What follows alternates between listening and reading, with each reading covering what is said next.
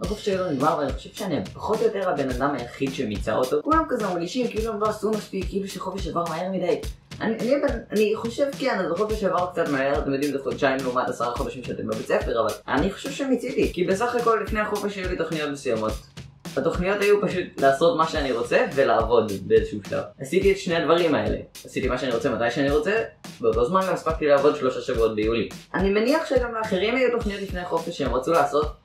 אני מניח שהם גם עשו אותם. אם עשיתם את כל מה שרציתם במשך כל החופש, למה הם ככה עצבניים שהוא נגמר? בכל מקרה לא נשאר לכם שום דבר לעשות חוץ מסתם להתבטל בבית ולשבת ולבכות כי הבית ספר עוד מעט מגיע. האמת שגם עכשיו, כאילו כשכבר התחלנו את השנה של לימודים, אני לא מרגיש כל כך נורא שהחופש נגמר. היום כבר השני בספטמבר עליתי לכיתה י', פגשתי כיתה חדשה, מורה חדשה, הכל היה ממש חדש, גם הבניין שלמדנו בו היה חדש, והאמת שהכל היה סבבה, לא הרגשתי ממש רע.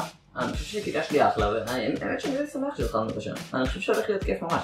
אז נכון שבית ספר זה די מבאס וזה, ויש מלא שיעורים לעשות ואתה לא יכול להתעורר בשעה 11 בבוקר, וכן זה די חרא, אבל תכלס, אם לא בית ספר היינו בחופש אינסופי ולא היה לנו חברים ולא היה לנו שום דבר אחר, אז זה נחמד שהתחלנו בשנה שוב. אגב, אם אנחנו כבר מדברים על בית ספר וכיתות וזה, תכתבו לי בתגובות באיזה כיתה אתם, זה מאוד מעניין אותי כאילו לדעת איזה גילאים בערך צופים בסרטונים האלה. ובנוסף, אני רוצה שתכתבו לי איך היה החופש שלכם, איך הרגשתם לגבי החופש שלכם, איך אתם מרגישים לגבי הכיתה החדשה שלכם, ותכתבו שאלות למטה ל-Q&A שזה יהיה סרט שלו. כן, עשיתי לכם סוג של מבחן כזה עכשיו בתחילת שנה. אוקיי, נתראה בסרט הבא של נונסנס, יאללה ביי.